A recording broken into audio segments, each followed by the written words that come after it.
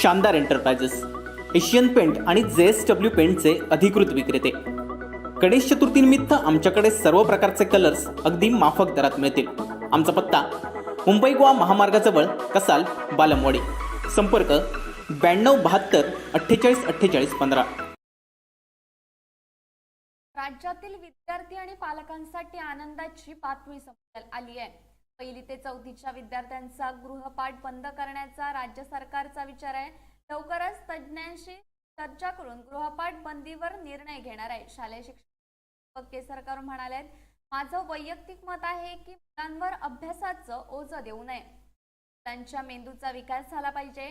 तसंच गृहपाठी शिक्षकांसाठी पळवाट असता कामा नये। शिक्षकांनी विद्यार्थ्यांना कमी वेळात पटकन समजेल असं शिकवावं, जेणेकरून त्यांना गृहपाठाची गरज भासणार नाही। परंतु हा मोठा निर्णय माझं व्यक्तिगत मत आहे। याबद्दल शिक्षक संघटना, संस्थाचालक यांच्याशी बोलणार आणि मग त्यावर निर्णय घेण्यात येणार आहे। राज्य सरकारकडून जर असा निर्णय घेण्यात आला तर घरी येऊन पुन्हा अभ्यास करण्याचा विद्यार्थ्यांवरचा ताण कमी होणार आहे। हा निर्णय घेण्यामागे विद्यार्थ्यांना खेळण्यासाठी जास्त वेळ मिळावा, त्याद्वारे त्यांच्या कलागुणांना वाव मिळावा हा हेतू आहे। आगामी शालेय शिक्षण वर्षात हा निर्णय घेण्याची शक्यता आहे। या निर्णयामुळे मुलांच्या पाठीवरील ओझं कमी होणार आहे। गृहपाठ बंद करण्याचा निर्णय घेत असताना पालक, शिक्षक, संचालक या सगळ्यांना विचारात घेऊन हा निर्णय घ्यावा अशी प्रतिक्रिया मुंबई पालक संघटनेचे अध्यक्ष सुनील चौधरी यांनी दिली आहे। सुनील चौधरी म्हणाले, विद्यार्थी घरी गृहपाठ करतात म्हणजेच पालकांकडून त्यांच्या अभ्यासाची उजळणी सुद्धा घेतली जाते।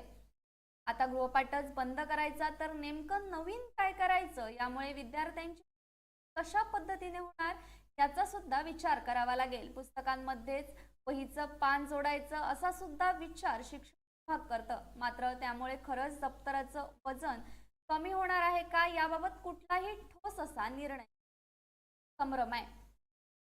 राज्यातील विद्यार्थी आणि पालकांसाठी आनंदाची बातमी समोर आली आहे। पहिली ते चौथीच्या विद्यार्थ्यांचा गृहपाठ बंद करण्याचा राज्य सरकारचा विचार आहे। न्यूज कोकणशाही।